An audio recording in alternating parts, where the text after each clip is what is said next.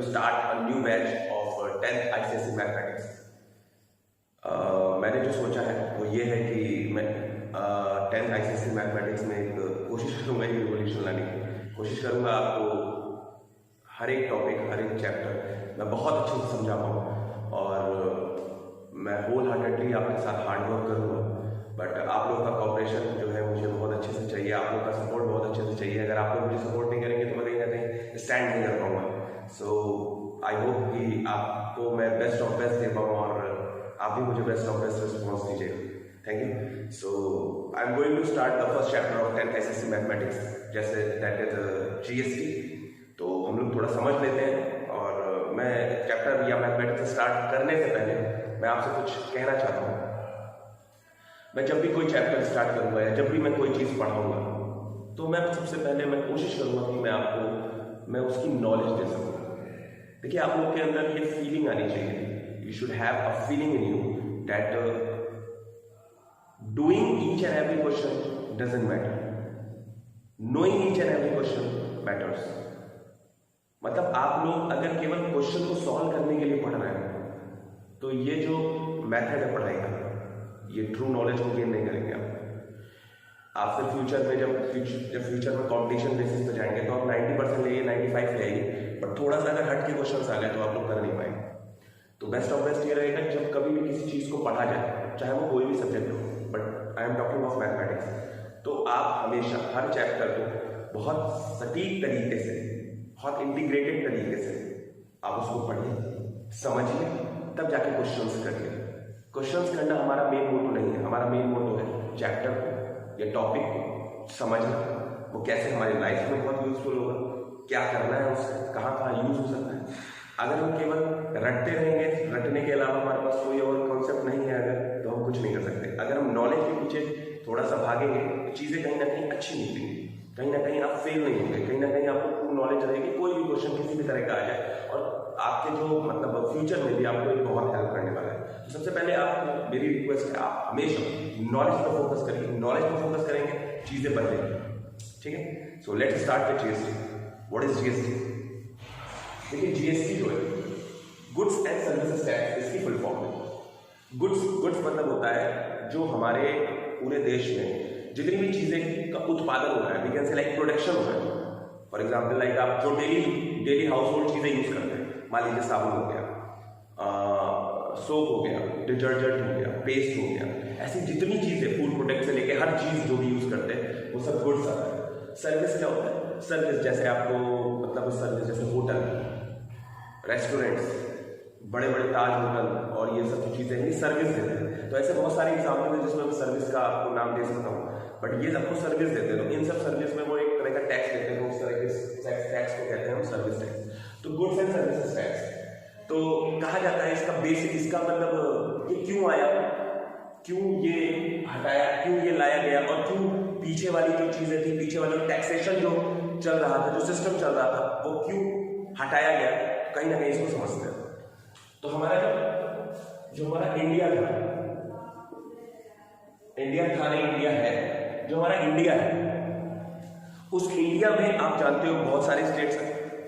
तो पहले होता क्या था कि अगर मान लीजिए एक स्टेट है या हमारे यहाँ पे मेरे मान लो उत्तर प्रदेश में किसी बिस्कुट बनाया गया उत्तर प्रदेश में, उसको मैंने कहा उसको मुझे बेचना है ऑल ओवर इंडिया।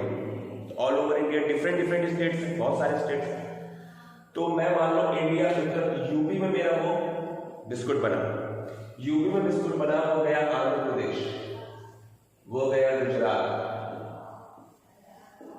वो गया MP मध्य प्रदेश, ओडिशा, अलग अलग स्टेट्स में वो गया। आपको पता है मैंने प्रोडक्शन किया यूपी में, उसको बेचना है मुझे आंध्र प्रदेश में, गुजरात में, MP में। तो आंध्र प्रदेश ने एक टैक्स लगाया कि भैया ऐसा है, आप अपना बिस्कुट लेके अगर हमारे यहाँ आ रहे हैं तो आपको एक टैक्स देना पड़ेगा। तो हमने कहा कितना टैक्स देना पड़ेगा? आंध्र प्रदेश वाले भाई साहब ने कहा 18%। हमने कहा ठीक है। गुजरात से पूछा आप बताइए आपके यहाँ कितना टैक्स देना पड़ेगा? तो गुजरात वाले भाई साहब ने बोला 20%। मध्य प्रदेश वाले भाई साहब ने कहा 15%। तो देख रहे हैं आप, यहाँ पे मान लो 100 रुपए का बिस्कुट है, तो 100 रुपए का मतलब यहाँ पे 118 देना है, यहाँ पे 120 देना है, यहाँ पे 115 देना है, यहाँ पे 180 रुपीज देना है। भाई अगर 100 रुपीज का बिस्कुट है, 18% अगर 100 का निकालेंगे, 18% निकालेंगे 100 का, तो 18 रुपीज आ गया। तो 100 पे आपको 18 रुपीज ज्यादा देना है। यहाँ पे वैसे ही 100 का 20% निकालेंगे, तो 100 का 20% 20 रुपीज हो गया। तो 20 रुपीज 100 में ऐड हो जाएगा, तो यहाँ गुजरात में 120 रुपीज का बिकेगा। ऐसे ही मध्य प्रदेश में भी 15% होगा, तो 100 रुपीज पे 15% निकाल लेंगे तो 15 रुपीज हो गया। इसका मतलब 100 रुपीज तो आप दे ही रहे हो, 100 रुपीज तो आपको मिल रहा है, बट आप 15 रुपए उसके ज्यादा दे रहे हो, 50 रुपीज आप ज्यादा दे रहे हो एज अ टैक्स। तो आप यहाँ पे देख रहे होंगे अलग अलग स्टेट्स अलग अलग टैक्स स्लैब अपने बनाए हुए हैं। इसमें होता क्या था, ऑल ओवर इंडिया में इनइक्वालिटी आ गई थी टैक्स, मतलब टैक्स इक्वल नहीं था हर जगह। तो हमारे यहाँ जो सोच पैदा हुई वो ये हुई कि इस टैक्स को, ये जितने टैक्स इस तरह के हैं, इन सबको एक टैक्स स्लैब में लाया जाएगा। ये यूपी में अगर 100 रुपए की चीज हो रही है और आंध्र प्रदेश में अगर 18% है, तो गुजरात में भी 18 ही परसेंट है, एमपी में भी 18 ही परसेंट है। ये अलग अलग स्टेट अपने मनमानी ना कर सके टैक्स में। इससे क्या होता था, जब बिस्कुट जाएगा तो गुजरात में महंगा मिलेगा, आंध्र प्रदेश में महंगा मिलेगा, बट मध्य प्रदेश में थोड़ा सस्ता मिलेगा। तो आप खुद देख सकते हैं यहाँ कितनी इनइक्वालिटी आ रही है।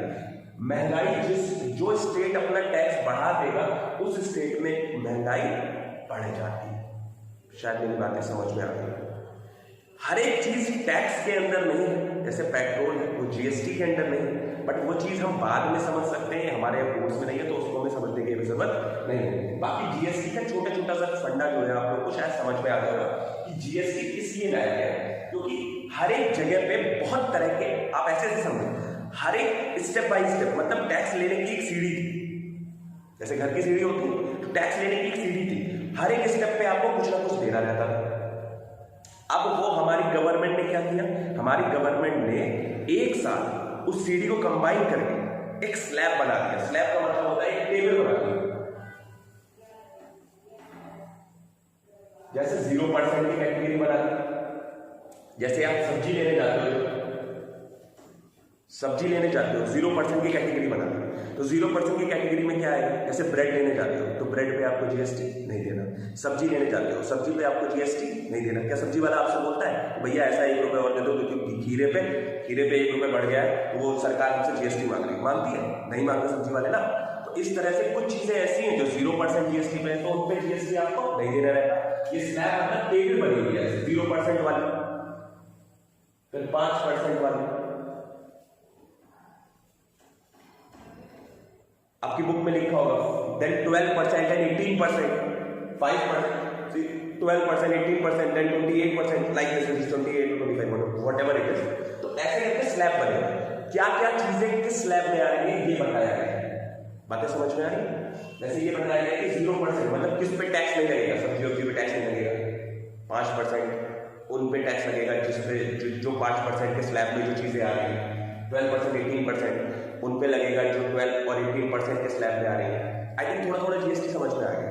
फिर से एक बार इंटीग्रेट कर दे रहा हूँ। जीएसटी है क्या? GST goods and services tax है, जो कि हमारी गवर्नमेंट ने लॉन्च किया था। ये जो different taxes step by step her product में लग रहे थे, उनको इंटीग्रेट करके एक टैक्स बनाया गया। इनकी थ्योरी थी 1 नेशन 1 टैक्स, 1 टैक्स 1 नेशन, ऐसे करके इनकी थ्योरी थी। तो मतलब पूरे राष्ट्र में एक ही टैक्स लगेगा। तो राष्ट्र किससे बनता है? बहुत सारे स्टेट से, राज्यों से, स्टेट से। तो स्टेट्स में जब इक्वालिटी होगी, बराबर टैक्स हर एक स्टेट लेगा, तभी जाके आप क्या कर सकते हो, इक्वालिटी ला सकते हो। तो 1 टैक्स 1 नेशन वाला जो फॉर्मूला है, इसी कॉन्सेप्ट से ये जीएसटी लाए। लेकिन इसमें ये नहीं है कि जीएसटी इन्होंने कह दिया 10% है तो 10 ही परसेंट हर एक कॉमोडिटी हर एक प्रोडक्ट पे होगा, हर एक प्रोडक्ट पे नहीं होगा। अलग अलग स्लैब बनाए गए हैं। 0% वाला अलग स्लैब है, उसमें कुछ प्रोडक्ट्स है, 5% वाला अलग स्लैब। लेकिन अब ये फिक्स हो गया कि 0% पूरे ऑल ओवर इंडिया में इसमें 0% ही रहेगा। ये फिक्स हो गया कि अब पूरे ऑल ओवर इंडिया में ये 5% रहेगा इन सब कमोडिटीज, आपकी बुक में लिखे हैं वो क्या क्या प्रोडक्ट्स हैं जो 5% के स्लैब में आ रहे हैं। आई थिंक थोड़ा थोड़ा समझ में आ गया। इसमें भी आपको एक चीज और समझनी है, टैक्स दो प्रकार के होते हैं। There are 2 types of tax, direct tax, indirect tax. अब डायरेक्ट टैक्स में क्या आता है? अब डायरेक्ट टैक्स में अगर आपके पापा गवर्नमेंट सर्विस में है, किसी भी सर्विस में, प्राइवेट सेक्टर में, तो आप सुनते होंगे, अगर आप थोड़ा बहुत भी अगर आप अवेयर होंगे, इनकम टैक्स के बारे में सुनते होंगे। इनकम टैक्स एक ऐसा टैक्स है जो गवर्नमेंट डायरेक्टली लेती है आपसे। मेरी इनकम है, मान लो मैं गवर्नमेंट सर्विस में हूँ, मेरी इनकम है, तो मेरी इनकम मुझसे डायरेक्ट ली जाएगी। मेरी इनकम का कुछ परसेंट टैक्स स्लैब में आता है, जैसे ITR या income tax return. House tax आपके घर में, जिसके शहर में, गांव में नहीं, तो गांव में तो नहीं कह सकते, बट जो शहर में जो हाउस बने हुए हैं, जो घर में बने हुए हैं, जो घर बने हुए हैं, उनका हाउस टैक्स आता है साल में एक बार। वाटर टैक्स आता है, निगम का टैक्स आता है अलग अलग जगह। तो कहने का मतलब ये सब टैक्स डायरेक्टली कलेक्ट होते हैं इंडिविजुअल से, तो ये सब डायरेक्ट टैक्स में आते हैं। ये सब GST के अंदर नहीं आते। तो कहीं ना कहीं आपको समझना है कि क्या GST के अंदर सभी टैक्स आते हैं? नहीं, GST के अंदर सभी टैक्स नहीं आते। ये डायरेक्ट टैक्स है, ये GST के अंदर नहीं आता। अब आते हैं इनडायरेक्ट टैक्स। इनडायरेक्ट टैक्स में कितने टैक्स होते हैं? इनडायरेक्ट टैक्स में 17 तरह के टैक्स थे, 17 तरह के। इनडायरेक्ट मतलब क्या? छुपा के जो टैक्स है इनडायरेक्ट टैक्स होते हैं। जैसे कस्टम ड्यूटी या कस्टम टैक्स क्या होता है पहले समझ लो। कस्टम टैक्स होता है जब कोई विदेश से चीज इधर आती है, विदेशों से, इंटरनेशनल कंट्रीज से, जब कोई चीज दूसरी फॉरेन कंट्रीज से हमारे यहाँ आती है तो उस पर टैक्स इंपोज जो होता है उसे हम कहते हैं कस्टम ड्यूटी या कस्टम टैक्स। शायद फर्क समझ में आ रहा हो। एक्साइज टैक्स क्या होता है या एक्साइज ड्यूटी क्या होता है? एक्साइज ड्यूटी या एक्साइज टैक्स वो टैक्स होता है जो जब एक स्टेट दूसरे स्टेट में अपनी कुछ चीजों को एक्सपोर्ट या इंपोर्ट करता है। शायद समझ में आ गया। जस्ट उल्टा है कस्टम का। कस्टम होता है फॉरेन कंट्रीज से अपने यहाँ आना जाना, तब लगता है टैक्स कस्टम ड्यूटी। हमारे में आएगा तो हमारे यहाँ की कस्टम ड्यूटी लगेगी, हमारे यहाँ से वहां जाएगा तो वहां की कस्टम ड्यूटी लगेगी। एक्साइज है, एक्साइज मान लीजिए यूपी से बिहार जा रहा है, तो यूपी से बिहार जाने में जो टैक्स लगता है दैट इज एक्साइज ड्यूटी। फिर वैल्यू एडेड टैक्स, वैट, बीच में सेल्स टैक्स, ऐसे बहुत तरह के टैक्स हैं जो हम पढ़ सकते हैं, लेकिन अभी इसकी कोई खास जरूरत नहीं, अभी मैंने छोटा छोटा समझा दिया। यही कुल मिला के 17 टाइप के टैक्सेस हैं। यही इनडायरेक्ट टैक्स। इन्हीं इनडायरेक्ट टैक्सेस को कलेक्ट करके, इंटीग्रेट करके, इनकी सीढ़ियों को एक स्टेप बना के GST लाया गया, जिसे हम कहते हैं वन टैक्स वन नेशन की पॉलिसी को अपनाया। तो आप ये याद रखिएगा, कहीं ना कहीं आप थोड़े से अंधेरे में हैं। डायरेक्ट टैक्स को GST में नहीं लाया गया, केवल डायरेक्ट टैक्स GST में नहीं, बाकी इनडायरेक्ट टैक्स जितने थे उन सबको कलेक्ट करके सीधे एक टैक्स बनाया गया जिसे हम GST के नाम से जानते हैं। आई होप GST का थोड़ा थोड़ा कॉन्सेप्ट आपको समझ में आ गया होगा। अब नेक्स्ट वीडियो में मैं आपको GST का थोड़ा और मॉडिफाइड कॉन्सेप्ट, जो हमारे मैथमेटिक्स, हमारे 10th के जो कॉन्सेप्ट है उसको जो टैली करेगा, मैं उसके बारे में बताऊंगा। इस वीडियो को बहुत आराम से बार बार देखिएगा तो आपको बहुत चीजें समझ में आ जाएगी। Thank you for the